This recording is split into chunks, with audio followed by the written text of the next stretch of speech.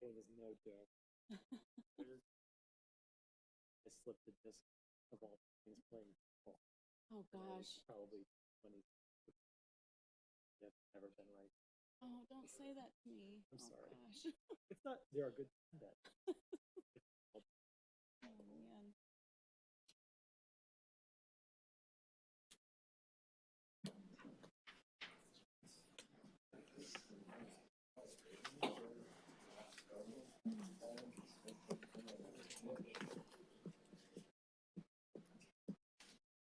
So is this an amended agenda then with this? Yeah, we'll have to amend it at the appropriate time. But yeah.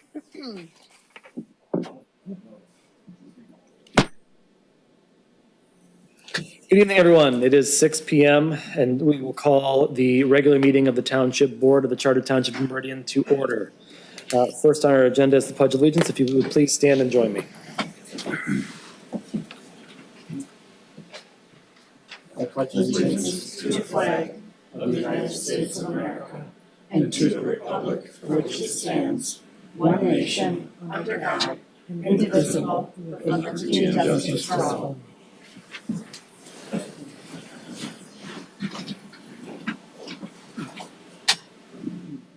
Next item is a roll call. Will the clerk please call the roll? Supervisor Pro Tem Scott Hendrickson. Here. Clerk Deborah Guthrie. Here. Treasurer Phil DeShane. Here. Trustee Kathy Ann Sunland. Here. Trustee Peter Trezise. Here. Trustee Myrna Wilson. Here.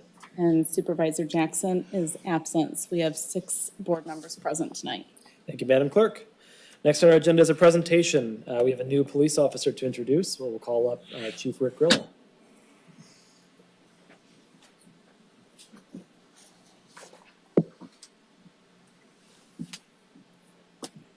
Thank you very much. Come to you again smiling because we're introducing another police officer this week. This is Officer Dustin Short. Dustin is here pretty much as a direct result of the recruiting and retention program that was approved by the board at the beginning of the year this year. He was recruited by Officer Megan Heineman, and he worked for a local department, and he took a look at our benefits and decided that this was the place he wanted to be. So Officer Short comes to us as a former resident of the UP. He grew up in a suburb of Iron Mountain, if there is such a thing, named Norway. He went to Northern Michigan where he earned his associate's degree. Then went through the police academy at Northern Michigan. Decided to try a new adventure by coming down to the Lower Peninsula.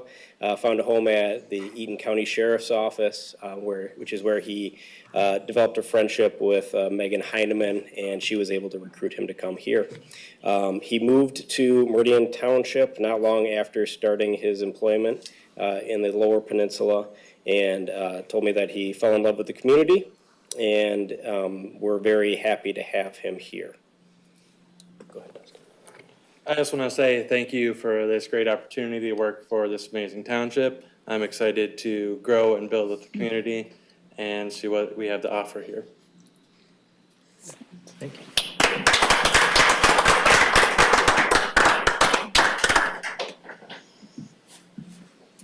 Welcome. Thank you. Welcome aboard, Dustin. Thank you. Welcome aboard. Thank you. Welcome. Thank you. Glad to have you here. Thank you. Welcome aboard. Thank you. Thank you very much. Chief. Thank you.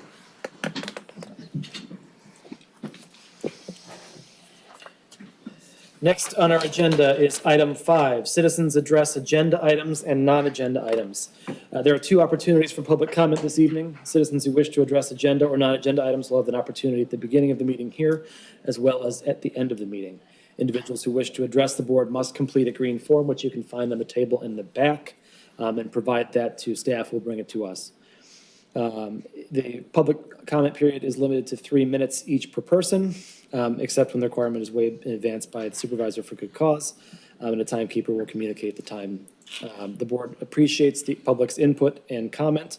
However, the board meeting format is designed to facilitate the evening's agenda and therefore restricts board members from engaging in conversations or questions or immediately responding to questions. They may be addressed by the board at a later time or followed up on by the board or the township manager at a later date.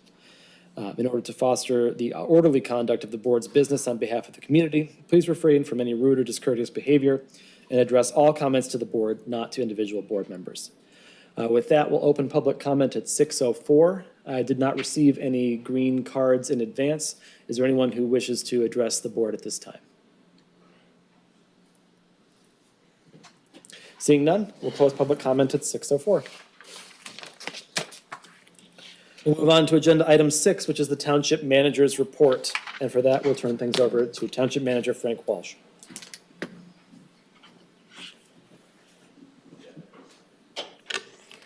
Thank you, Board. Good to be with you this evening. Just a few items. I know Trustee Wilson, are you going to update the board and a little bit on the Community Senior Center? Okay, project, great. We are making great progress. That's my 2 cents on the whole thing. Update on public safety numbers, the police department. We are now at, if you add the 3 incoming from the academy, we went from 31 to 39. And that's even more amazing because we lost 1 to retirement. So we've really went from 31 to 40. So we're making great progress on that. Marshall Park, you can expect things are moving right along, and you expect the improvements to Marshall Park to take place probably with a ribbon cutting first, second week of June. The Village of Hazlet developers, remember there's a, as I've informed you before, there's a need to have another discussion based on new laws that allow the housing TIF to be included, which changes things for the brownfield. More details to come, but the staff is meeting with the Village of Hazlet developers. That's on the 20 acres to the east side next to the Meridian home. May 9th, Village of Okemos will appear on your agenda. They have submitted new plans for their development. It goes to the Planning Commission in the next couple of weeks. It'll be before you on Thursday, May 9th. Our next meeting is on a Thursday night, May 9th. The Silverleaf development, which is off of just out Bennett Road, just behind Schultz Veterinary, is going to be getting underway. That's 150 homes, and that goes all the way back to, I think, when Supervisor Pro Tem Hendrickson, you were chairing the Planning Commission, or on the Planning Commission, when that started years ago. That's been an interesting progress over the last 4 or 5 years. Trader Joe's is on schedule. I'm hoping for mid-June for the opening of that. Tomorrow, the 2023 audit gets underway. I had a conversation for 45 minutes today with our auditor, Allie Barnes from Yo and Yo, and I believe that Trustee Wilson, who is your representative to the audit committee, also may have had a conversation with her. Next week is Administrative Professional Day, which is on Wednesday. We hope to be able to have an event to celebrate our administrative professionals. Home TV, you know, we have Cam TV and Home TV, and we fixed Home TV, but Cam TV equipment, it's in, and it's going to be replaced in the next 2 to 3 weeks. The Township Survey, a survey every 3 years. We're gathering questions right now, and we'll be bringing all that information to you so you can decide how you want to move forward with Cobalt over the next couple, probably next 6 to 8 weeks. How does the Community Senior Center all into that? That's up for the board. You'll have a lot to work on with that survey. Let me know if you have any questions about that. And I want to close by recognizing 2 of our team members. Larry Bob in the Department of Public Works. Tomorrow he'll have had 22 years of service with us. And also Rebecca Kelly in Clerk Guthrie's office. Rebecca has been with us. On Thursday, she'll celebrate 8 years with us. So we thank both Larry and Rebecca. That's my report this evening, unless you have any questions. Board members, any questions? Thank you. Seeing none, thank you very much. Agenda item 7 on our agenda this evening is board member reports of activities and announcements. Do any board members wish to make a report? Trustee Wilson. Thank you, Supervisor Pro Tem. We had a meeting this afternoon of our task force that is working on the community and senior center. We were fortunate to see a floor plan of what it could potentially look like. We also had a virtual walkthrough that was fabulous. Oh, that's cool. So on May 9th, we are going to be bringing our concept of our new community and senior center to the board for a full exposition of what we are going to do. And this is all pending cost and other approvals that will have to be gained. So, but I'm very excited. It was really a wonderful afternoon to see what this could be. Thank you. Thank you, trustee Wilson. Other board members? Trustee Trezise. Yes, on April 3rd, I attended a meeting of the Environmental Commission. At that point, we were discussing an appropriation that the board approved last year of $30,000 for enhancing the climate sustainability program. And after considerable discussion, a decision was made to ask for input from some of the groups that worked on the sustainability plan to what they would do or recommend to use this money for. And that will come back hopefully by May 1st. And then we'll try to give some recommendations to the board as to how to use that money. Wonderful. Thank you. Other board members? Treasurer DeShane. First of all, I want to thank trustee Wilson and manager Walsh for their exceptional leadership on the community's senior center, community center. We don't have one. It takes a lot of effort to get something like this underway and do an assessment and a feasibility and most importantly, a cost analysis of can we afford it? And all the work is being done right now, thanks to their strong leadership. April 27th, week from Saturday, will be our community service day for the Parks Department. We used to call it Love of Parks Day. And service groups, Rotary, Boy Scouts, Kiwanis, others get together, and each group takes a different park and cleans it up. And our park staff does a great job, but this time of year with all the winter damage and so forth, volunteers can really get the parks fresh and renewed. And I'm sure all the parks have seen a lot of use the past few days with this great weather we've been having. And lastly, just a personal note, today is Manager Frank Walsh's birthday. And I think it's 12 that you've been birthday has occurred, so I'm sure this isn't the first one that's been for a board meeting. But anyway, happy birthday to our manager. Thank you, Treasurer DeShane.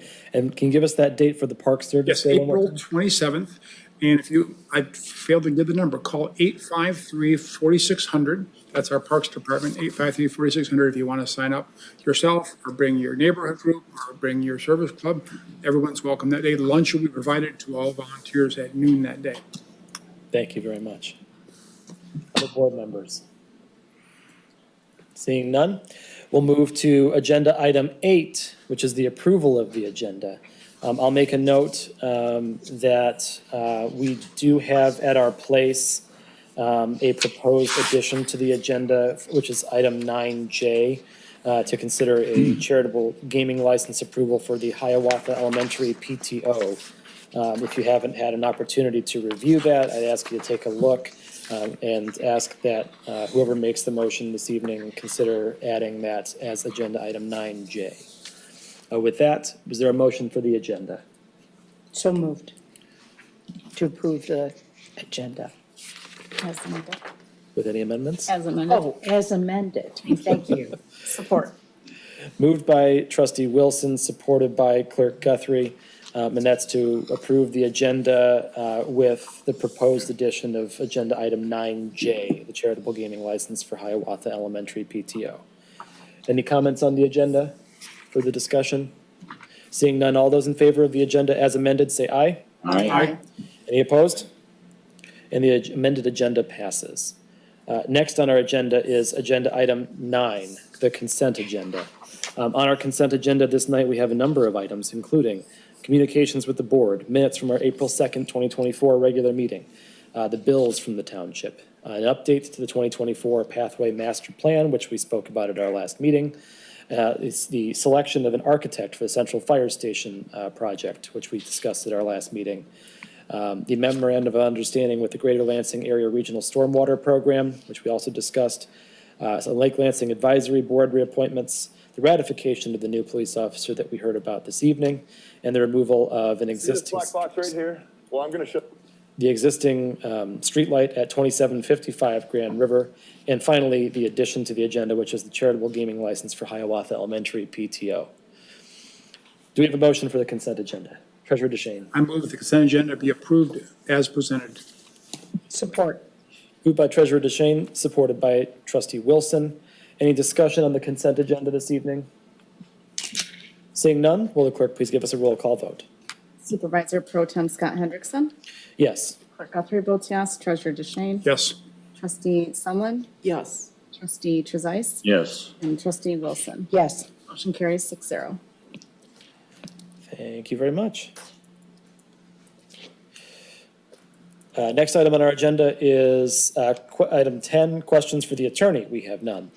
Item 11, hearings. We have none. Next up then is agenda item 12A, which is ordinance 2024-03, Planning Commission membership, final adoption. And we have Director Tim Schmidt here to tell us about this change. Thank you, Supervisor Pro Tem. The request for you this evening is the change to section 2-287 of the Code of Ordinances that would change the number of planning commissioners from 9 to 7.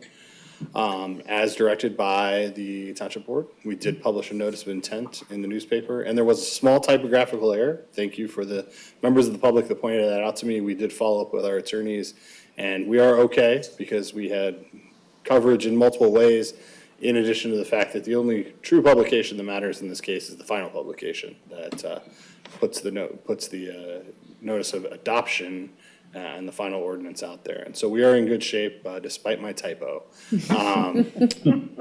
This has been a relatively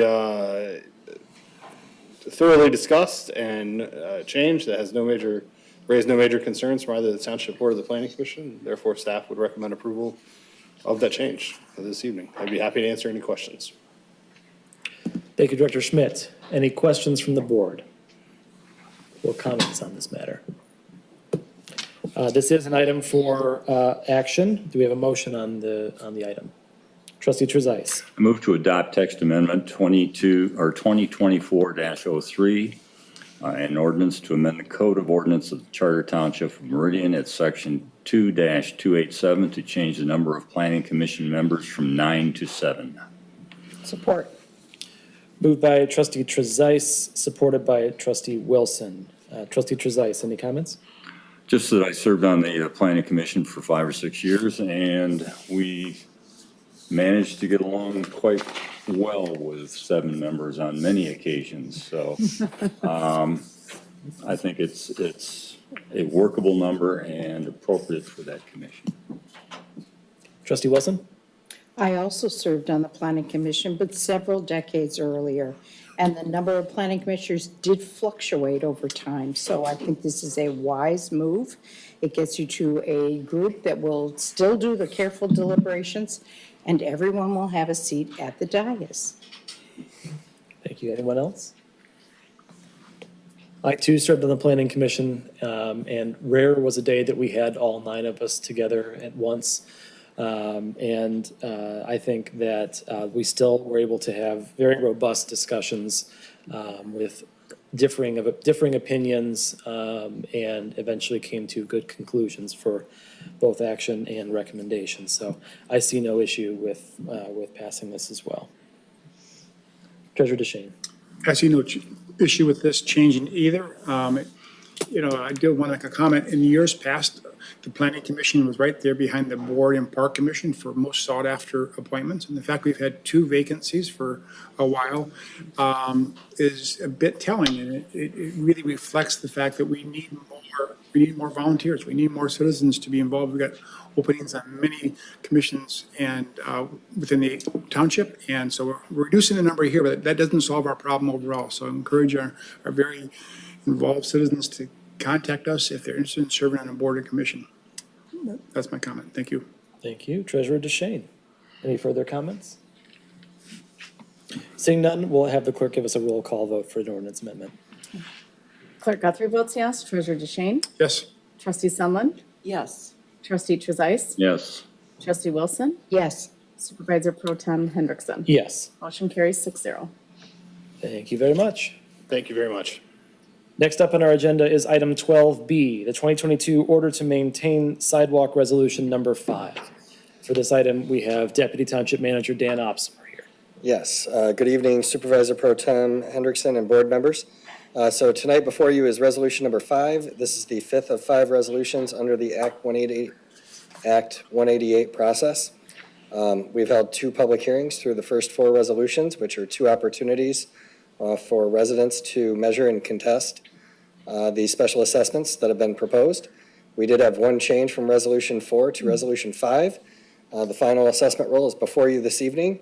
More than happy to answer any questions, but just as a reminder, this is a regular program that we do on an annual to once every 3-year basis, and have been doing so since 1999 to maintain the network of sidewalks in the township.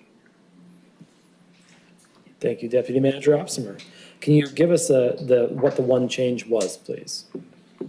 It was a change from 25 square yards or square feet to 20, and the property address, I would have to look up via email, but if you give me just a moment, I probably could.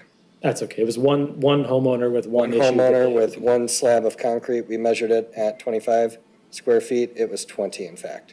So All our right. inspectors went back out, remeasured, and we made that correction. Thank you for your team's diligence. Treasurer DeShane.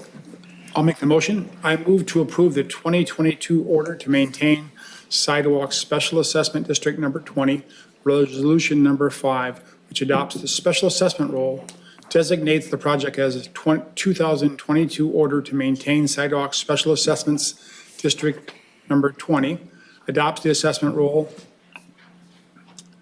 as the 2022 order to maintain sidewalk special assessment district number 20 special assessment role, adopts the district as the 2022 order to maintain sidewalk special assessment district 20, adopts the amount of $50,227.52 as the final amount for the assessment roll, and orders and directs the assessment roll to be paid and collected. Support. Supported by Clerk Guthrie. Moved by Treasurer DeShane. Any discussion, Treasurer DeShane?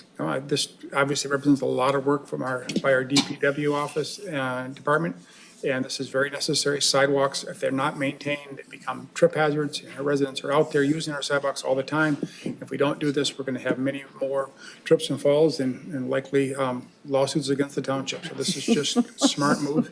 Thanks for your good work by your team, Dan. Clerk Guthrie?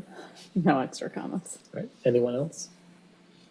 Trustee Trezise. If I read the assessment rolls correctly, although this is a total expenditure of around $50,000, most of the individual taxpayers will be paying somewhere between $150 and $300. Very few that were above that, and they have, I think, 5 years to pay it off. So this is while it is an expense to the property owner, it is also a worthwhile expense for the township and very reasonable. Thank you, Trustee Trezise. Other board members? We go through our neighborhoods, once every 20 to 25 years, as I understand it with this program. This one from 2022 happens to be in my neighborhood. And I can confirm that the work that was done very, very well. And that I've got a lot of happy neighbors who are able to take their walks around the neighborhood and not have to worry about encountering giant lips. And my 6-year-old who's learning how to ride a bike very much appreciates that as well, as do I for his safety. Without any further comment, the question is on the motion to approve resolution number 5 for the 2022 order to maintain. Can we have a roll call vote, please? Trustee Sumlin? Yes. Trustee Trezise? Yes. Trustee Wilson? Yes. Supervisor Pro Tem Hendrickson? Yes. Clerk Guthrie votes yes. Treasurer DeShane? Yes. Motion carries 6-0. Thank you very much. Next up on our agenda is item 12C. I now know why Deputy Manager Opsimer is not leaving yet. The Unruh drain conversion from Chapter 20 to Chapter 3-4. Deputy Manager Opsimer. Thank you again, Supervisor Pro Tem Hendrickson. So I'll give the board a deeper dive on this one. Obviously, it was before you at your April 2nd, 2024 meeting. This is a confusing one. Anything involving the drain code can be confusing. So just as a reminder, what we're doing is we're converting the Unruh drain from a Chapter 20 drain to a Chapter 3-4 drain, meaning that we are relinquishing the drain, which is the action that the board took at the April 2nd meeting. Last Monday, the Unruh Drain Board met to approve that relinquishment. And we have now entered into the emergency maintenance agreement, which the board also approved. The reason that we are relinquishing the drain in order to convert it to a Chapter 3-4 is that under the Chapter 20 process, any petition work, so similar to the Daniels drain, where there is a petition passed, the township would be responsible for the assessment roll. Approximately 80% of the cost of the assessment roll, at which point we have to make the determination as to whether or not we are going to pass those costs along to the property owners who also receive benefit through any drain project, right? They're draining their property that's privately owned. Chapter 20 was established to help townships attract development by building the infrastructure necessary to attract that development, and that time has long since passed in the township. We have 7 Chapter 20s, and this is the first of which that we will begin the relinquishment process. So tonight before you is your final step to convert the Chapter 20 drain to a Chapter 3-4.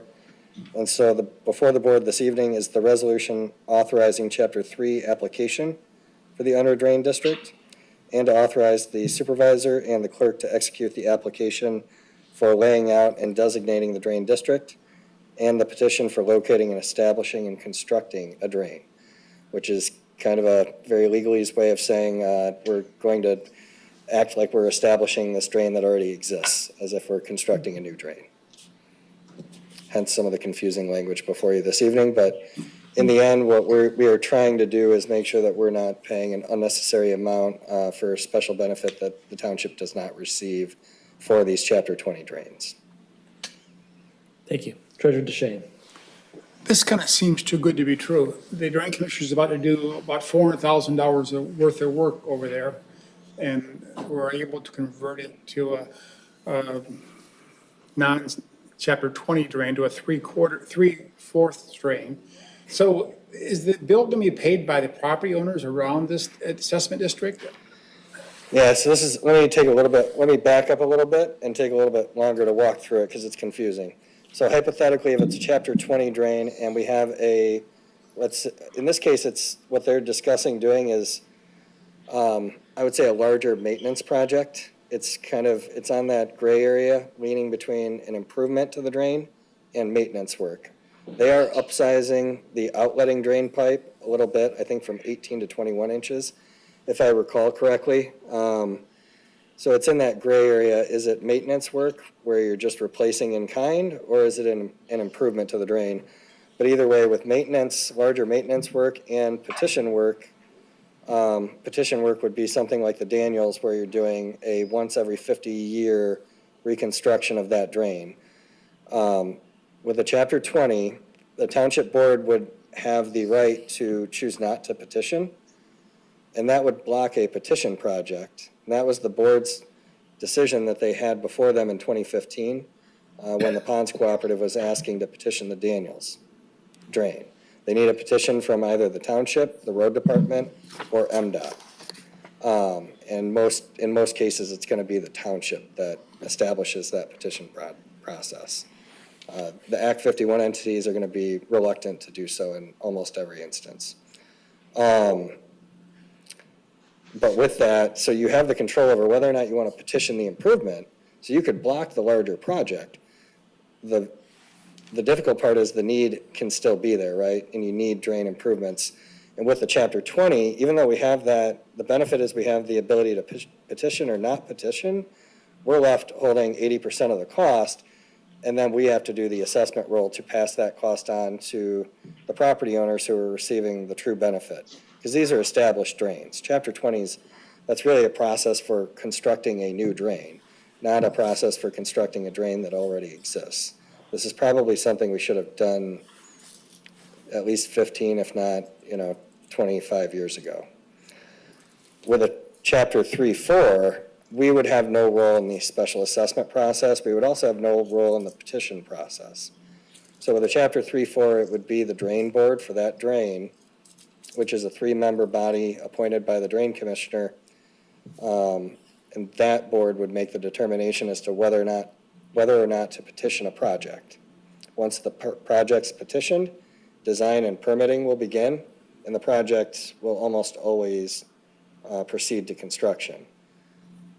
But with a Chapter 3-4, the township would only receive an at-large assessment, which is typically going to be in the neighborhood of 10 to 35%. It could be as high as 50. Again, the Tower Gardens drains were an example I gave last time. We paid approximately 48 or 49% at large on that, and that's because we were receiving a benefit because many of the homes had sump pumps that were connected to the sanitary sewer. And we don't want that flow going through the sanitary sewer because we have to pay to treat that water. Sump pumps really should be connected to the drain pipe and the drain system, the storm drain. And so through that project, we got rid of those illicit connections to the sanitary and tied those sump pumps into the storm. So we paid a little bit higher on that, but that's because there was a special benefit involved. So with this conversion, when they do this work, we would expect to receive a normal at-large assessment in the neighborhood of 10 to 35%, as would the road department and MDOT, and then all of the property owners. So the drain office will be the ones who establish the special assessment role and adopt the assessment role.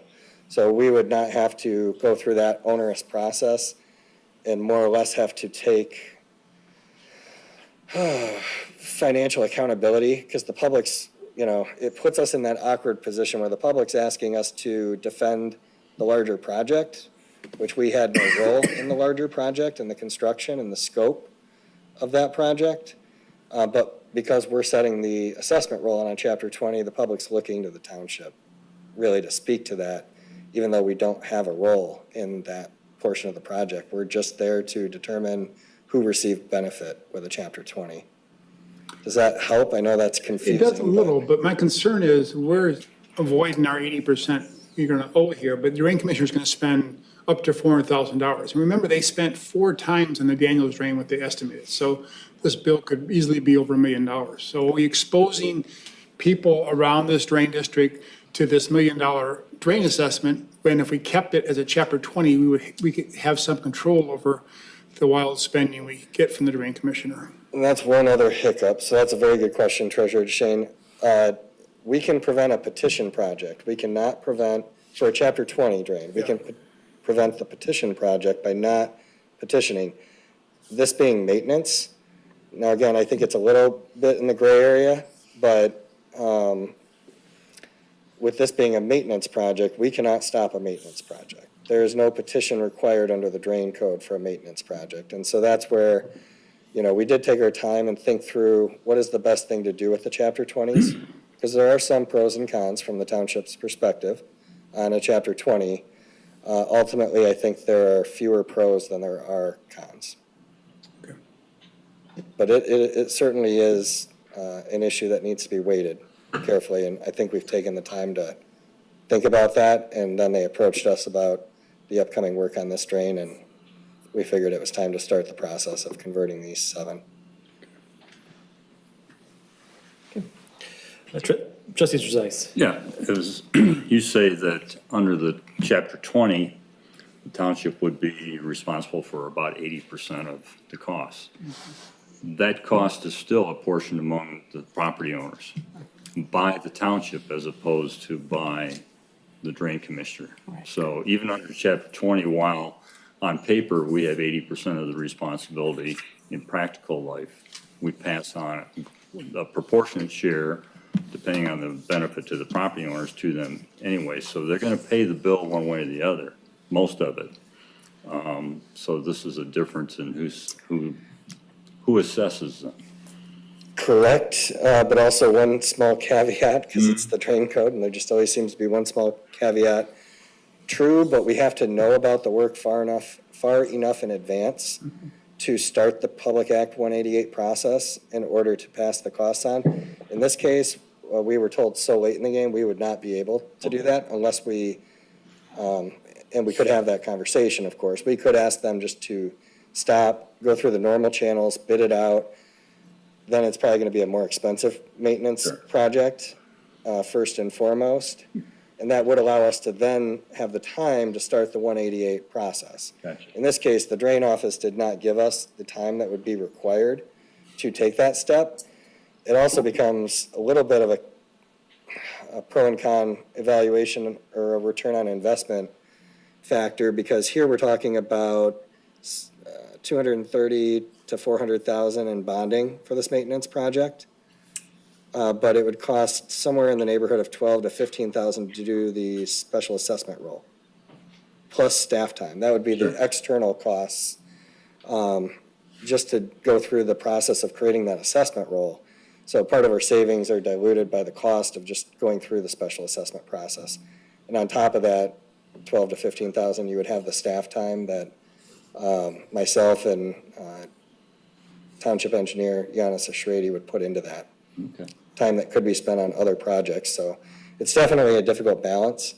There was a time where I was thinking that the board and the township might want to keep the Chapter 20s because of some of the pros. But kind of the big problem are these larger maintenance projects. Gotcha. Okay, thank you. Any other board members? Okay, seeing no further comments, looks like we may have a motion to make here. Any board member would like to make a motion, now would be a good time. Trustee Trezise. I move to adopt the resolution authorizing Chapter 3 application for Unruh Drain Drainage District and authorize the supervisor and clerk to execute the application for laying out and designating a drainage district and the petition for locating, establishing, and constructing a drain. Second. Supported by Trustee Sunland. Trustee Trezise. Any further comments? I don't think so. I think this is a wise choice. We really don't have the expertise in-house to evaluate and effectuate the maintenance and creation of drains at this point. And so the office that does have that capability is the drain commissioner, and I think it should be placed there. Trustee Sunland. Yeah, I just concur with those statements. Yeah, we need this maintenance ongoing. And we've already we're a little bit behind the game, so we're catching up. Thank you. Yeah, the drain commissioner does this all the time. This is their function. And, you know, this board, many of us sat through the 2022 Daniels drain discussion and saw, you know, with very little answers, very few answers that we could give as to why the assessment was a certain way. Was so high, and, you know, it was the drain commissioner that made the project, and we didn't have any cost controls. And so, you know, it makes sense for them to be able to petition the organization responsible for that work. And we see this happening all across Ingham County from other communities and other drains here in Meridian that aren't Chapter 20. It makes sense to me that we make this conversion and let them handle that. Okay, Deputy Manager Officer, we have a comment to make? Yeah, one final thought to leave you with. When you look back, so the pro is that we have the option to petition or not petition. If you go back and watch the meetings in 2015 when the Ponds Cooperative was asking the township to petition the improvement, if you go back and watch, and one of those board members is here this evening, former trustee Milton Scales, that board, you could tell they weighed that decision very heavily. They met from June to, I want to say, maybe even January of the following year, or it was December of 2015. So they deliberated almost every meeting from June to December or January as to whether or not they were going to petition. And you can tell that they were stuck between a rock and a hard place with the Chapter 20, because their choice was petition and help the residents that were asking them to petition to alleviate the flooding. You could also tell that their anxiety was not knowing the cost of the project. And so even though the petition is a benefit, when you look at it through the lens of hindsight, in hindsight, I would say we would have been wise in 2015 to do this, what you're doing right now, and convert it and let the drain office be held fiscally accountable for their own project. So just a final thought that I would leave you with. Thank you. Thank you. So there's a motion on the table to adopt the resolution authorizing a Chapter 3 application for the Unruh Drainage District and authorize supervisor and the clerk to execute the application. We'll have the clerk give us a roll call vote, please. Trustee Trezise? Yes. Trustee Wilson? Yes. Supervisor Pro Tem Hendrickson? Yes. Clerk Guthrie votes yes. Treasurer DeShane? Yes. And Trustee Sunland? Yes. Motion carries 6-0. Thank you, Madam Clerk. If I do have one other additional question that's sort of germane to this. This is the first of several that we're looking to change over. And my understanding is from our last meeting that effecting this change basically made us come up to square on the existing maintenance bill that we have outstanding. At some point in the not-too-distant future, can you tell us what we'll be on the hook for if we do that with the other 6? Yes, and that's gonna, once we get through this and we have a free moment, we're gonna start prioritizing the others in order. The Daniels and the Proctor will be last probably because there's been maintenance work on one and a petition on the other. I think Mud Lake would be next, but we'll start getting all of the documents and the outstanding maintenance for each of those so that we can start getting an accounting. Thank you. But I imagine this will be a 2 to 3 year process as we slowly go through this because the county process is much longer than our process. Thank you very much. Next item on the agenda is the item 12D, fire apparatus. And for that, we'll bring up Chief Mike Hamill and Township Manager Frank Walsh. And Yes, we'll let you fight for who gets to go first. Pro Tem Supervisor and Board, thank you again for allowing us back for the third time, I think. Appreciate all the support you've given us. 2 weeks ago, we met and talked, kind of rolled out a plan for you in regards to our issue we have with the vehicle, with the truck, and what are we going to do for a backup. And moving forward, you asked about financing and potentially the motor pool fund. I'm going to talk just briefly about financing, and I'll let Manager Walsh come up and talk about the motor pool. So we did meet with Director Iani and Manager Walsh and I and talked about financing. I did get one quote from the company that we would be buying from, and it's about 5.5%, 5.6%, depending on if we finance the full amount or put some money down. One thing that we recommend, after looking at this, based on the fact that the feds are talking about reducing the interest rates a couple more times this year, we do not have to do the financing until fall. We won't be able to receive this vehicle until October, November-ish. So we wouldn't have to do any financing till then. So we're hopeful that potentially the interest rates would come down between now and then 2 more points or 2 more, whatever they are. And so it would not really be a good idea to get a rate now other than what I've already received. Does that kind of make sense on that to you guys? Okay. In regards to the motor pool and additional funding, I'll turn it over to Manager Walsh. Thank you, Chief. So the big question is financing, right? And how do we move forward if the board chooses to go in this direction?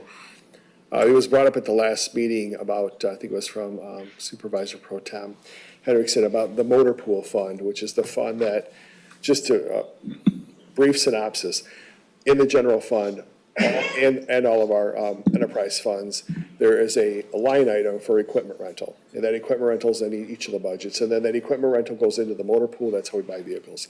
Typically, we spend on average over the last 10 years about $800,000 a year out of the motor pool expense. This last year, we spent just over $1 million because we were getting behind. But we still have a significant fund balance in there of around $600,000.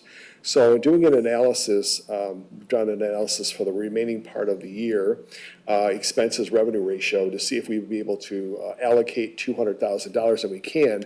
And also, we've done a preliminary, it's preliminary with a capital P, analysis of where we think, because we don't know where we ended 2023 until the auditors tell us where we ended 2023. And I think where we ended 2023 is going to be, I don't want to see, it's going to be higher in the revenue side minus the expense side. I think our fund balance that we projected at the end of 23 we'll know in early June when Ms. Barnes presents the audit to you. Bottom line is, we can commit $200,000 from the motor pool, and we may be back in front of you saying there might be an additional $200,000 to $400,000 that we didn't anticipate that we might be able to allocate after the budget and the audit comes in. I just want to reiterate what I've said before, the 2025 budget is going to be daunting because we have two major projects already that are on the horizon. That's the dorm project, the fire station, and this fire truck. That's $1.6 million. That's planned for 2025, but not in the budget. So we're going to have to, and then of course we have the first payment on the Stryker plan, which is another 230 or 240, 250, 214. So there's $1.8 million next year that we're looking at that we don't have. So we're going to have to approach 2025 in a very cautious way when we start looking at the budget in July and August. Bottom line, we can commit 200,000, and I believe right now it's going to be significantly more than that when we come back for you at the audit time and we can revisit this. Thank you. Board members, Clerk Guthrie. Thank you, Supervisor Pro Tem Hendrickson. Can you speak to the ladder truck that is out of service permanently and the recuperation of costs from that? Is that something that you can speak to? I mean, is there a possibility that this money we're talking about spending, that it's going to be replaced from recouping any money from this truck? So preliminary talks with our attorney, the belief is we would ask for more than what we paid for the vehicle, but there's no guarantee we're going to get more than what we paid, which is about $890,000. So with the options that we're looking at is a complete replacement of the vehicle or pay us for the vehicle. That vehicle today is about 1.4 million to replace. So if we only get the 890 back, then we're gonna have to look at, the difference for a new one, and it would be 2 to 3 years to get a new one. So there's a lot of variables with this whole process, with the truck being out of service and, the litigation and such. But if you have more questions for the attorney, he's handling this. Are you looking for more money than what you paid because of the litigation costs? Is that part of it? I don't know if you can speak to any of this at all. Certainly, Clerk Guthrie. Yes, on one hand, one of our claims in the litigation is for our attorney's fees and costs. Whether that would be granted is up to the court. That would be in excess of the damages from the truck. The difference between sort of the bottom line contract price and the market value when we received the truck, that's part of the argument of how to calculate the damages. Mm-hmm. So those are in our arguments, but the ultimate determination of what the damages are due would be down the line at the end of litigation. And are we renting a truck or borrowing a truck from another community? Yeah. Borrowing, not So, renting. Last week, we had a breakdown. We borrowed a Lansing Township engine for 2 days, and then we had a breakdown yesterday, so we're on day 2 waiting to, Spartan has the vehicle in Charlotte with some brake issues, so Okay. yes, until that's back. But borrowing, not renting. Yeah, borrowing, yep, Bless their hearts then. yes. I mean, the main point is that that the community's covered. We're making sure that the community is covered in one way, shape, or form, and hopefully we'll be recouping some of these costs from that ladder truck that went out. Yeah, we've set up some contingencies with our neighbors with ladder trucks if we need one. We have an automatic aid program with East Lansing, so every fire they have or every fire we have, we go there, they come here. And it's really to augment staffing and make sure we have enough staff on the scene of a structure fire. So we're working on them right now because they have one truck at their on-campus station, so depending on where the fire is, they have to come a little bit farther. But the intent for them would be to bring that truck every time now because we don't have one. Well, thank you for working with the other communities to make sure you and Manager Walsh, to make sure that we are covered here in Meridian Township. Thank you. Further discussion, Treasurer DeShane. Chief, did you say you think, if we approve this tonight, you think you could have this by the fall? They're speculating October, November. Okay. I have to give them a decision by tomorrow, I'll be honest with you. They're holding it for us. They've been holding it for 3 weeks now. So, yes. Well, last time we discussed this as a board, there was universal support for this. This involves the safety of our residents and life and property, and to me, there's just no question we've got to take action. So I'm going to move to authorize the township manager to sign the appropriate documents for the purchase of the Stupen Fen Corporation's G9 Program 1 pumper. Further, the township board appropriates $200,000 from the motor pool as a future down payment to reduce the overall interest rate exposure. Support. Moved by Treasurer DeShane, supported by Trustee Wilson. Treasurer DeShane. Yeah. we need to get this moving. We're lucky they've held on to it this long. We don't want to risk losing this truck.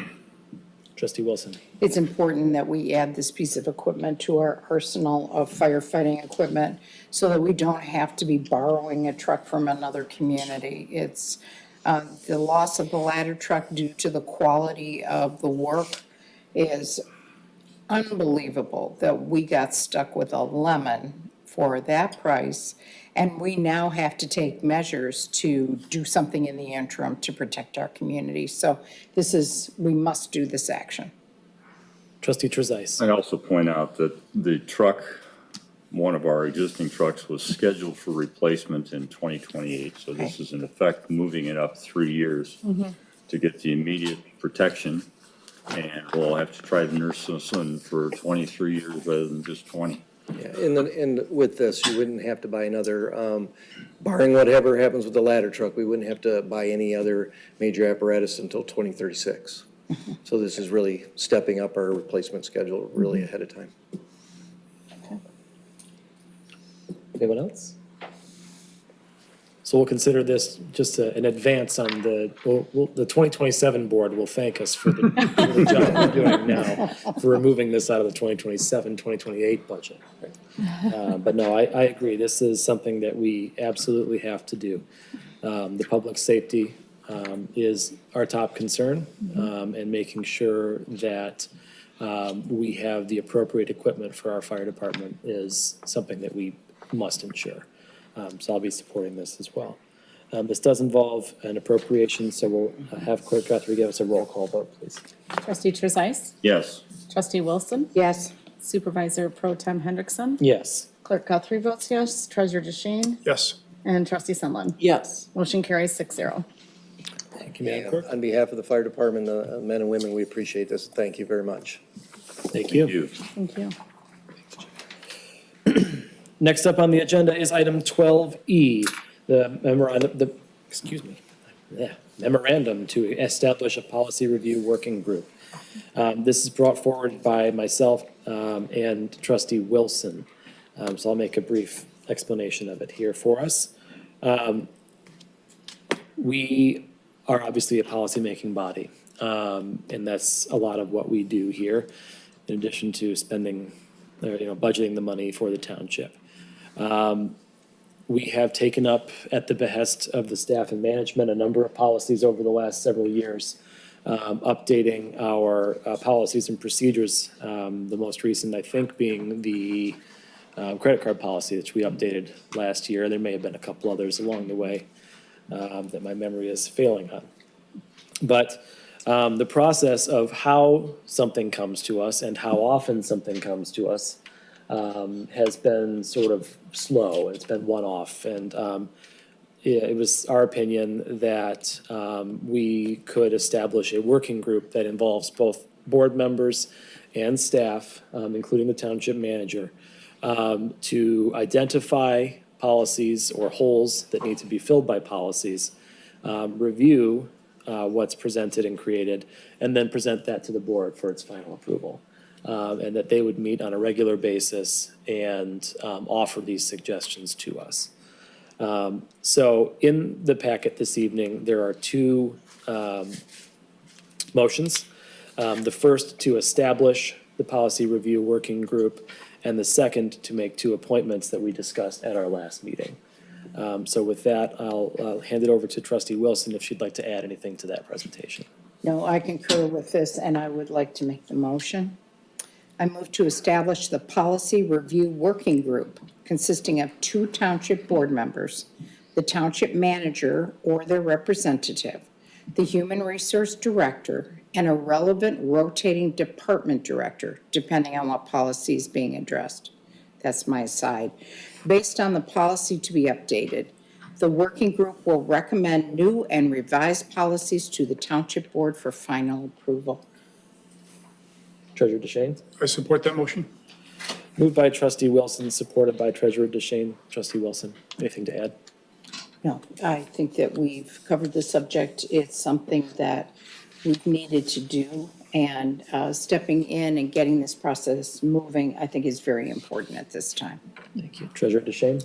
I concur. This is actually, should have been, I would think, a standing working review committee all along. Policies change over time, and we now have a mechanism to address these policies, get them fleshed out, rough and revised in a working group, and bring it to the board for the larger discussion. So this is overdue, and I'm glad we're doing this now. Thank you. Any other board members? Trustee Sunland. I would just like to offer my time if things get overwhelming or any, that we need additional help.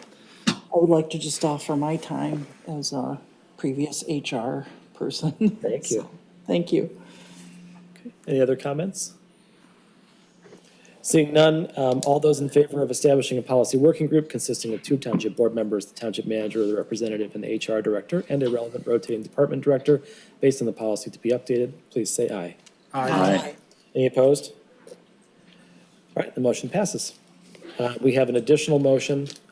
We had discussed 2 board members who have background and interest in policies and procedures and ensuring that we are on top of things.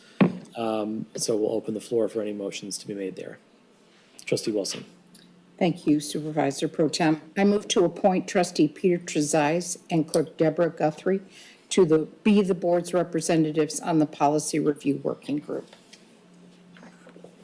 Treasurer DeShane. Support. Moved by Wilson, supported by DeShane. Any further comments on this? Seeing none. All those in favor, please say aye. Aye. Any opposed? The motion carries. All right, next up on the agenda is agenda item 12F, the recreational marijuana license applications in zones 1 and 5. Similar to our previous discussion, we will bifurcate this and take them one at a time. So first on the agenda would be Zone 1, the Hazlitt Gallery, and we'll turn things over to Community Planning and Development Director Tim Schmidt. Thank you very much. So the request in front of you this evening, as mentioned, we're talking about Zone 1 first. This is the location, the southeast corner of Hazlitt and Okemos Road, currently home to a existing strip center. The applicant in this location, Hazlitt Gallery, was one of our previous medical license lottery winners and have maintained special use permit approval for medical marijuana.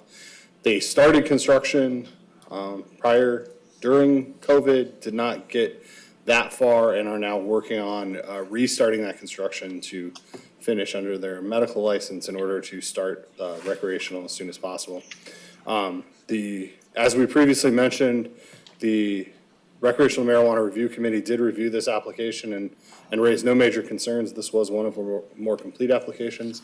However, there were 2 questions that were raised at the last township board meeting that I wanted to follow up on. There was a question about the lease being expired. It was clarified that the lease term is actually 6 years, not 5, and they will be exercising the options that are built into the lease, so we have no concerns there. Additionally, there was we appear to have found the typo in their organizational documents. There are only 2 shareholders currently. They do mention 3 at one point. There was apparently a conversation about potentially having 1, and they could be added, but at this time, the ownership is, as listed in the application, 80% to Mr. James Daly and 20% to Mr. Brian Doyle. At this time, the board does have 2 options, functionally, to grant conditional approval of the application, subject to the compliance with all local regulations and rules and the policies and procedures that you previously set forth. The main issue as it relates to that is they have now would have a clock starting of submitting their SUP application. So you may recall we did put a timer in for that. I believe it's 60 days that they have to submit by. Or 2, at this point, the application can be denied. Given that this is one of the applications that no major concerns have been raised and the board did not raise any huge concerns at the last meeting, we would recommend conditional approval of the license. Again, they do have to go through the special use permit review process next, prior to them being able to get to the point of applying to the state of Michigan for actual licensure. As I've mentioned, the earliest any of these will be open will be probably fall.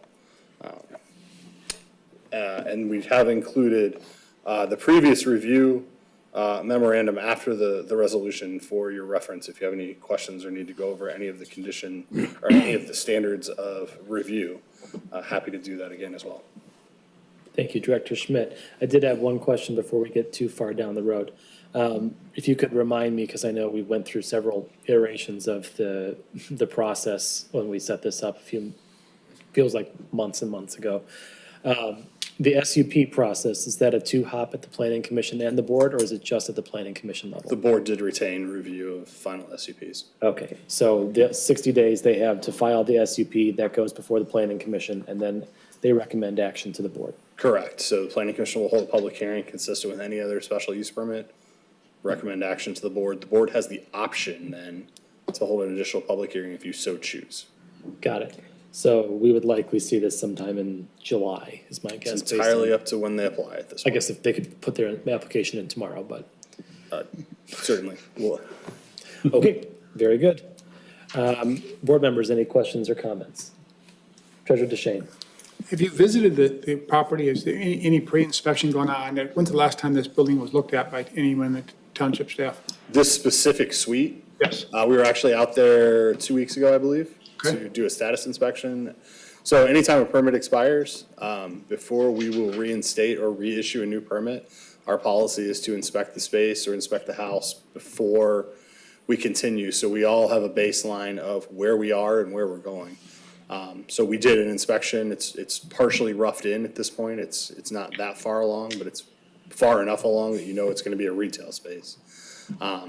It's in good working order for a under construction space. And it meets all the commercial code requirements for a property like this? Yeah, we have issued, I believe we have officially now issued the permit to begin work anew. There will be obviously plumbing, mechanical, electrical permits separate. I believe we've issued mechanical on this, if I remember correctly. But yes, it'll go through the normal course of action, has to meet all the Michigan Building Code requirements, Michigan Plumbing, Michigan Electrical, and Michigan Mechanical. Okay, thank you. Thank you. Other board members? Okay, do we have a motion? Okay, I'll read it. Motion to adopt the resolution granting conditional approval of the recreational marijuana license application to Hazlitt Gallery LLC for the proposed marijuana retailer location at 2119 Hazlitt Road, Suite A. The property is zoned C1 Commercial and is located within the marijuana facilities overlay district. Moved by trustee Sunland, Support. supported by trustee Trezise. Trustee Sunland, any comments? No, I think this is well along in the process, and we're looking forward to having them progress and get, some of these facilities going. Yeah. Thank you. Trustee Trezise. No, I think this was a strong application. I see no reason, given that the decision has been made to permit medical and recreational marijuana, I see no basis to turn this one down. Other board members? I'll add that, this is, as Director Schmidt pointed out, a very strong application that meets the criteria that were put before us.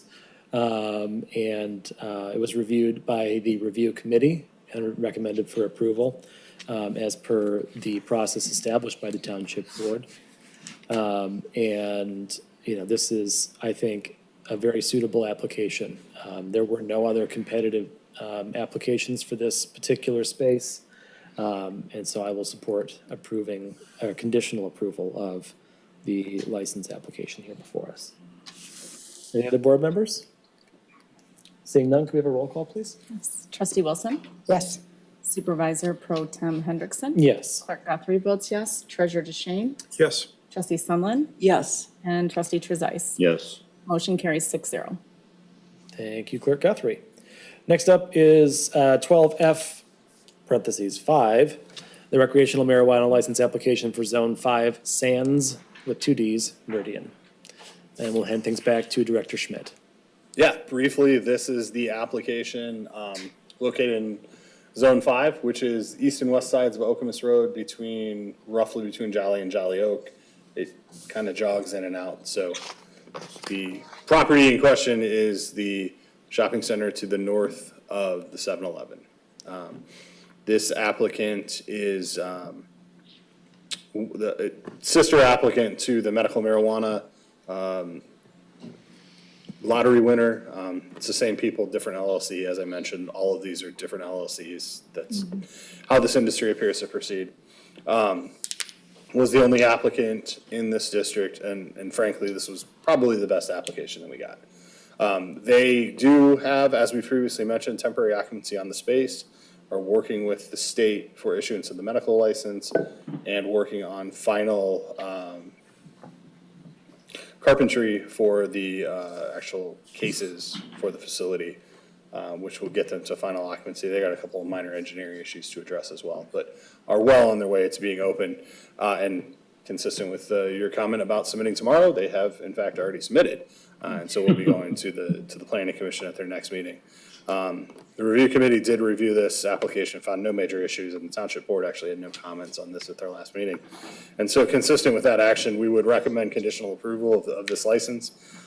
You will, to answer the question of timing, it's likely that you will see this matter back the second meeting in June, and with action in July. Thank you, Director Schmidt. Board members, any questions or comments? Or is there a motion that would be made? Clerk Guthrie. I motion to adopt the resolution granting conditional approval of the recreational marijuana license application to Sands Meridian LLC for the proposed marijuana retailer location at 3520 Okemos Road, Suites 9 and 10. The property is Zone C2 Commercial and is located within the Marijuana Facilities Overlay District. Moved by Clerk Guthrie. Do we have a second? Support. Supported by Trustee Trezise. Clerk Guthrie, any comments? This application was very thorough. The comments from the board at the last meeting were grateful for a thorough application. It was easy to read, easy to understand, easy to know the intent, easy to know at what point in the process they were at, who the owners were, and who was part of making this application in front of Meridian Township. And so I know our comments were thanking the applicants for the application that they brought before us and that they brought before the Planning Commission, making the decision easier on us because all of the questions were answered. Regardless of which way we went, all of the questions were answered. And so we knew we could make a decision based off of that. Thank you, Clerk Guthrie. Trustee Trezise. I have little to add to that, other than, again, I see no basis to turn this down. They have complied with all our requirements. They have received state approval for their medical marijuana, and are going forward with this, and I would support. Thank you, Trustee Trezise. Treasurer DeShane. Another question from Director Schmidt. If you visited this site recently, and what I take it they are much further along in terms of being ready to open than the how's the road site is? Yeah, I was actually in this site personally week before Christmas, I believe, at which point they were trying to get occupancy by the end of the year, basically, I'm sure for tax purposes of some sort. And our inspectors have been in since then, obviously, to final things out. It is a completed, it's hard to explain this because it's not a white box, it's beyond a white box, but there is no fixtures yet. That's the last piece. They're determining the actual fixturing. That's not something that from a building code perspective we particularly care about that much, as long as it's in the area you tell us it's in. We're more worried that it was built correctly. And so, yeah, this is, they're in good shape. They actually have shared plans with us to give the shopping center a facelift actually in the coming year as well, because they own the shopping center. So we expect to see a substantial amount of work happening down there this year. What role does Laura play in terms of approving the actual facilities before they're given their final license to operate? There's also an inspection by Laura prior to final issuance of the permit to ensure that everything is in compliance with the application. We're looking for security, cameras. They're looking for a lot of the same things we are. Yep. Okay, thank you. Any other board members have comments? Seeing none, we'll have a roll call vote, please. Supervisor Pro Tem Hendrickson. Yes. Clerk Guthrie votes yes. Treasurer DeShane. Yes. Trustee Sunland. Yes. Trustee Trezise. Yes. And Trustee Wilson. Yes. Motion carries 6-0. Thank you, Madam Clerk.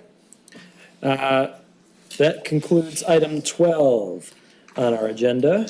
Next on our agenda is item 13A, recreational marijuana license application in Zone 4. And Director Schmidt is with us yet again. I do not leave. The request in front of this evening, this is a continuation of the discussion from the April 2nd meeting. There was a substantial amount of conversation back and forth with the applicant and the board at the April 2nd meeting, and given that we were short a couple members at that meeting and the decision was made to bring this back for further discussion, I do know that the applicant does have a presentation they would like to give to try and clarify some of the issues that were discussed. Township Attorney Kushel is here as well, and I'm going to turn it over to him if he has any comments. I have no further comments at this time. Happy to answer any questions. Thank you, Director Schmidt. Attorney Kushel? I second Director Schmidt. And we'll only get billed by the word. If you want to go that way. No, thank you. No, thank you. If it's the board's pleasure, I think a presentation from the applicant would be appreciated in order to hear a little bit more about response to some of the comments that were made at our last meeting. So please, if you would, and then give us your name and address for the record. I want to thank the Township Board very much for hearing me. My name is Anderson Grandstaff. I currently live at 238 Summit Street in Ypsilanti, Michigan. I have been retained as a corporate counsel by the applicant Okemos Local Investments, and I'm very pleased to speak with you briefly about this application. I'd like to thank Director Schmidt for communicating with us and giving us the opportunity to make this presentation.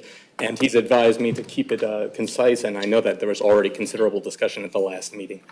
Now, I have three goals in making this presentation, and I want to start off by saying I certainly look forward to a cooperative and bountiful relationship with the Township Board. Our goals are not at all to be adversarial. I merely want to explain what has already been submitted, clarify what we believe the correct process is for reviewing this application, and then reassure the Township Board that the applicant is taking this seriously, that the applicant is willing to do whatever within reason to work with the board to get this approved.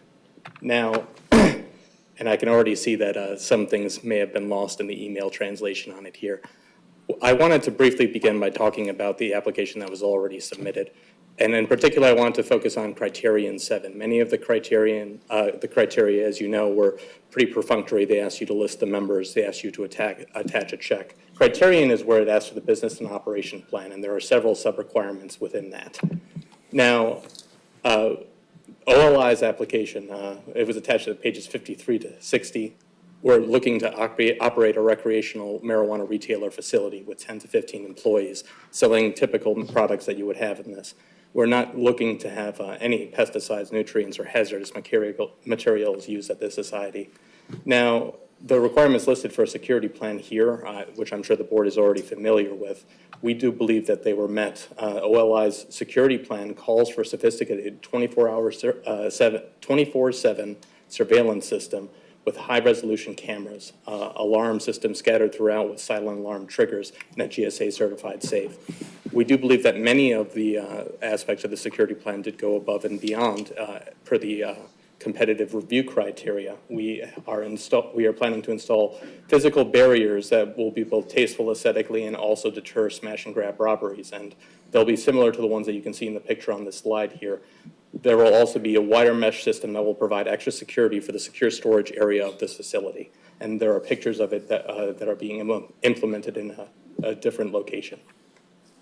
Now, this slide seems to have failed to come through in the email, but the other thing that I wanted to quickly mention was that application allowed us to make other additional disclosures that we would believe would be useful for the review board and for the township board, and that we did attach a traffic impact assessment that was previously submitted, and that was part of the previous medical application that was approved.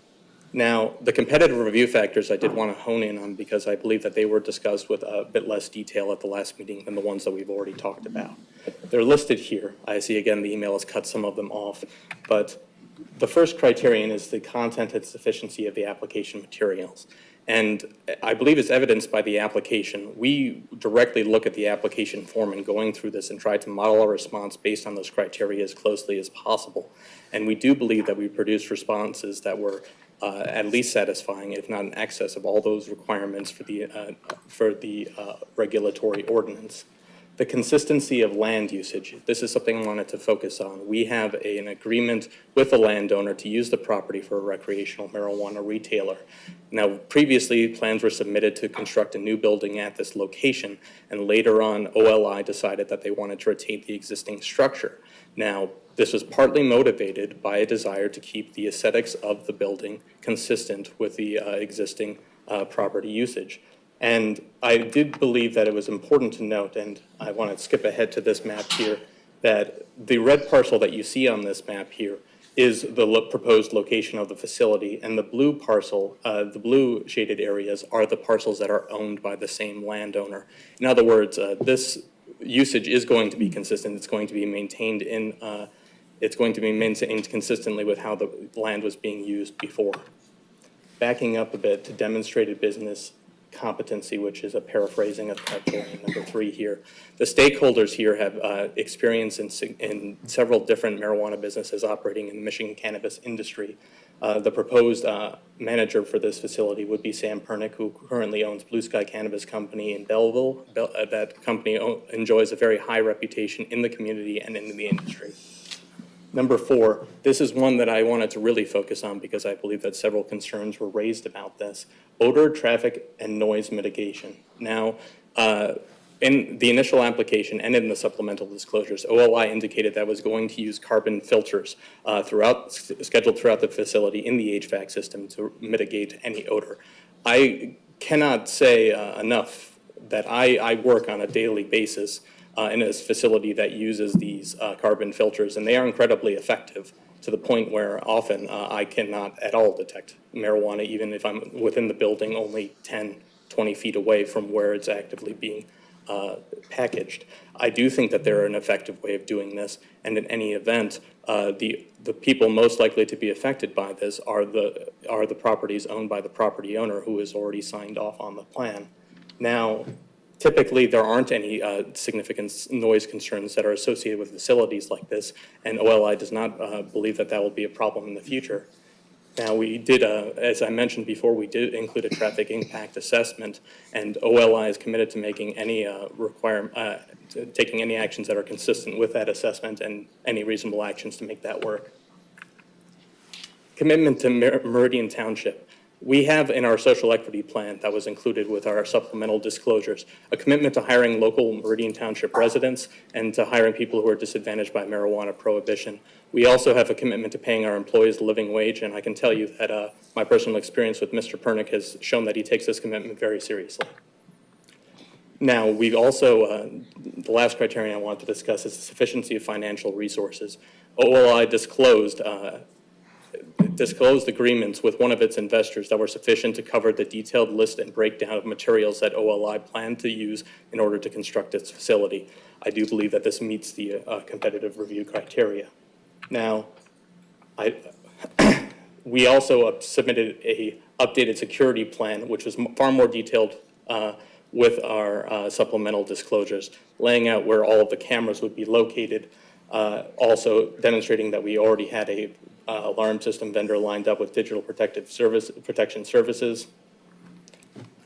There was some discussion last week, and I know that most of the board members were already here regarding the supplemental disclosures that we made regarding prior actions taken by the CRA, and I won't retread that to say that.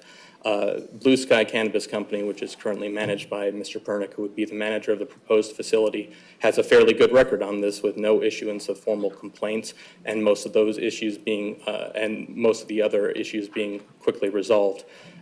We did submit, per the review board's request, other supplemental disclosures listing previous actions taken by the CRA against one of the other an entity that was associated with one of the other stakeholders, Mr. Baldori. And those issues mainly were rooted in Mr. Baldori's facility transitioning from being a medical facility to a retail facility. There are different requirements involved in that, and a lot of it is rooted in the state's metric system, how you have to log the transfer of products, and also there was an issue with an employment consideration. I want to say that Mr. Baldori is not involved in the day-to-day operations of that facility, nor does he anticipate being involved in the day-to-day operations of this facility. But I also do want to note that as soon as Mr. Baldori became aware of those issues, he immediately took corrective action, and they have since been resolved. Other than that, I want to talk about the sufficiency of the employee training and security procedures. So there will be background checks. They will receive training for specific common scenarios that could threaten the operation of marijuana facilities. Sanitation procedures, there will be hand washing stations, a sufficient number of bathrooms, and corrective actions will be taken against employees who break those procedures. All of the waste and disposal practices will comply with MRTMA, and we will use all sufficient techniques there. It's listed in detail within our submissions. Odor mitigation and control, I've already spoken about. Social equity plan, I've also already spoken about. Turning back to the point 2 of the overall presentation on this here, I wanted to make something very clear because I know that the board has been very engaged, and I can tell because having watched the video of the last meeting that you all take your responsibilities very seriously.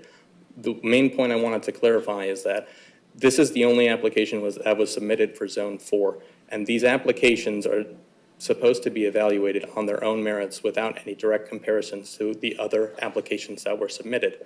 And I do believe that that's important to stress. I also wanted to indicate that after we had the meeting with the review board, we made substantial efforts to submit additional documentation to supplement our initial application, and we believe that we have submitted sufficient materials to cover both the regulatory ordinance requirements and the competitive review requirements. And the last thing I would say on this is the third point, reassurances.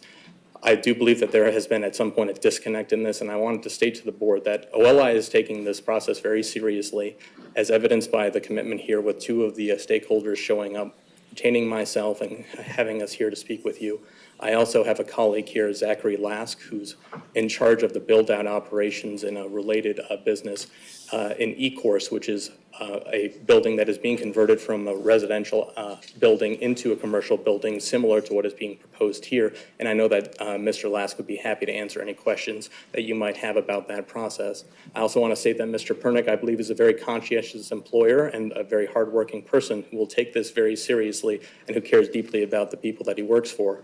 And I also want to say if our application is given conditional approval, OLI will make every effort to work with Meridian Township, the Township Board, to create a vibrant and successful local business. With that, I will just say that Mr. Lask is here. I know that there's several questions were raised about the conversion of a residential into a commercial facility, but I don't want to overstate my welcome. I'd be happy to answer any questions that the board has, as would Mr. Lask, and I'm sure Mr. Pernick or Mr. Baldori. Thank you very much for your time. Thank you. So, board members, this was brought back before us as we had a couple of absences at our last meeting. And there was a robust discussion that we had at that time. And I, again, will thank the applicant for bringing this back before us. I know that there were a lot of questions that were raised, and I think this was an informative presentation. So we'll turn things over now to the board for any questions or discussion, if there is any on this item. Treasurer DeShane. Question for Director Schmidt. Have you visited this property? I drive past this house every week on Thursday night on my way to play really bad soccer at Soccer Zone. I have not been inside this structure, though. This is not, I do not believe it is currently occupied, if I remember correctly. Director Geebies, would you bring up the property on Google Maps, maybe? I got you, Stephen.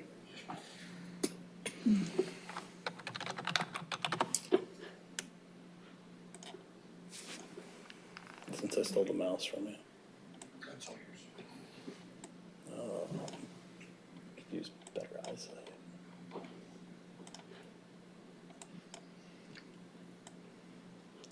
I believe it's this one? Am I one off, or Yeah. it's this one? Yeah. Street view. Street view it is. I knew I was gonna do that. Thank you.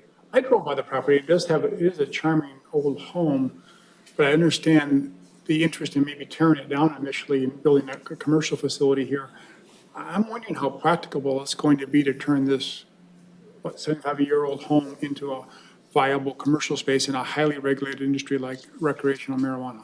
So, I mean, from a construction standpoint, a couple of things. One, they're probably, candidly, they're probably better off trying to save the structure because of the amount of wetland and floodplain in this area. They were gonna run into some issues building a new structure. I suspect they eventually got there during their review of the medical, application.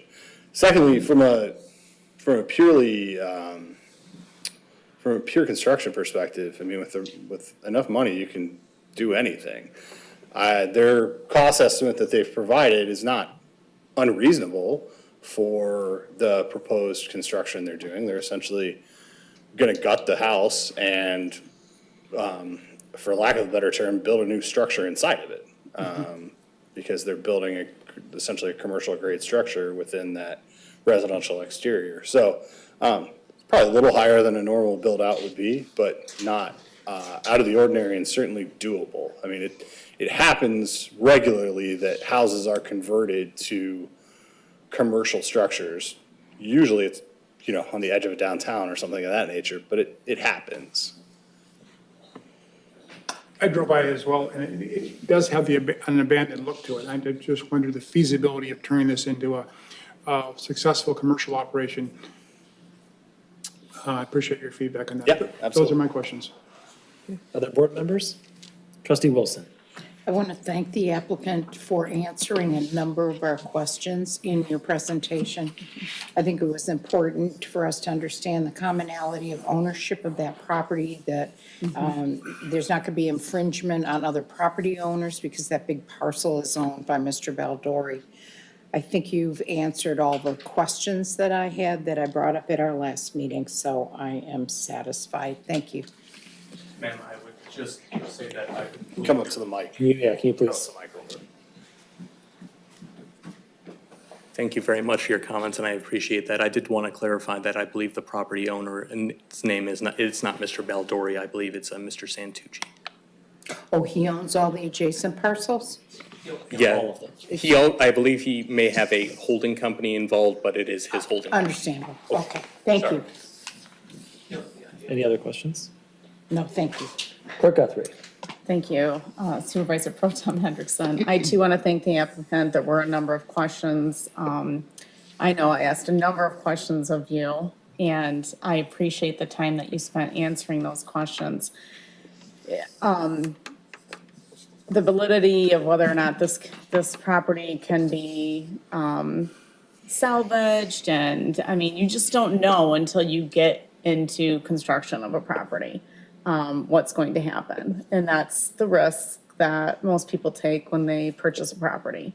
Just down the street, down Hagedorn Road, is a barn that was converted into a dentist. And it's a beautiful barn. It's a beautiful addition to the community. And if through this presentation that you provided here tonight, that is something that this township is looking forward to seeing, I look forward to welcoming that in the community. I know I gave you a hard time the last time you were here, and so I just wanted to make sure that I echoed Trustee Wilson's comments with my appreciation for you bringing forward this presentation and answering all of the tough questions that the township had at the last meeting. Anyone else? I'll add that, we have to do our due diligence. That's why we're up here. That's why we've been asked by the voters to keep an eye out for them. I think there were some questions, certainly, after the initial application and the supplemental materials that a number of us had regarding the sufficiency of the application. However, I agree with my colleagues that those questions largely were answered this evening. And they leave me in a place where I feel much more comfortable with this application. You're right to point out that it's not incumbent upon us to compare this application to the other applications that we received for other zones. This is an uncontested, not, competitive application. And so whether or not it's fair to do that, it's difficult as a human not to think about it in that way. However, when we consider the approval or not for this application, we do have to compare it just to itself and to our application criteria. And I appreciate the reminder to focus on that. So I guess that's what I have to say on that matter. Any other board members with questions or comments? Trustee Trezise. The only thing I'd add is I was leaning towards approving this the last time, but nothing that I've been told does anything but convince me that that was the way to go. We're not here to decide whether they can do what they promise. That's right. We're here to determine what they promise and if that meets the requirements, and then they will be monitored as they move forward to make sure they do so.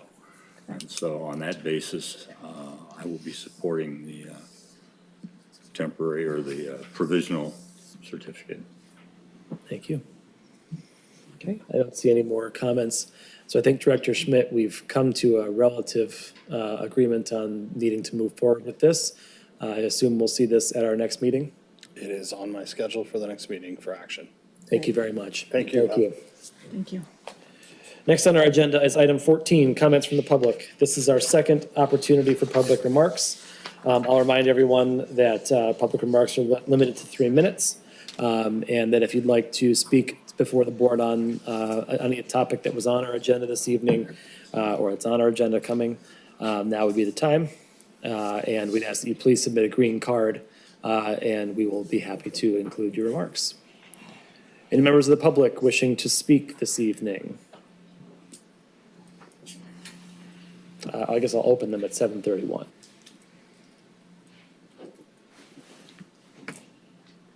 Okay, seeing no public remarks coming to the podium, we will close public remarks at 7:31 and move on to our next agenda item, which is item 15, other matters and board member comments. Any board members wishing to make any statements at this time? Seeing none, we'll move on to item 16, which is a motion to go into closed session. Do we have a motion? Treasurer DeShane. I move to go into closed session to discuss a personnel issue under MCL 15-.268, Section 1, Chapter A. Support. Moved by Treasurer DeShane, supported by Trustee Wilson. Any comments? We'll have the clerk give us a roll call vote, please. Supervisor Pro Tem Hendrickson? Yes. Clerk Guthrie votes yes. Treasurer DeShane? Yes. Trustee Sunland? Yes. Trustee Trezise? Yes. And Trustee Wilson? Yes. Motion carries 6-0.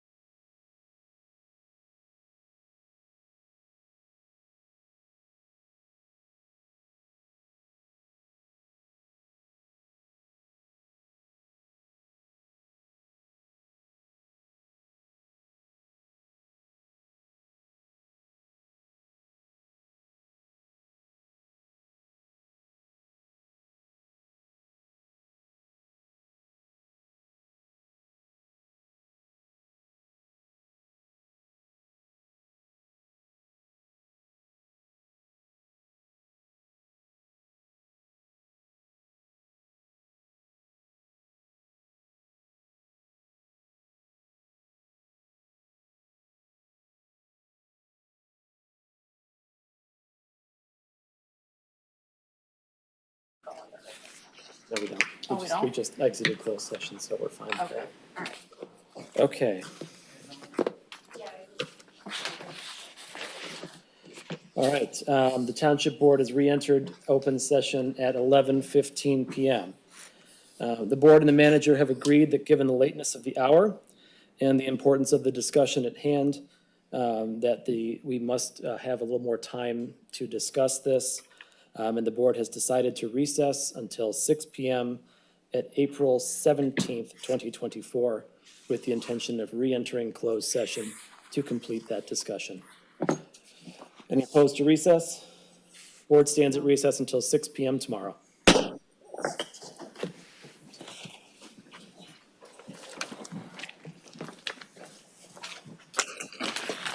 You're not taking me at his home, are you?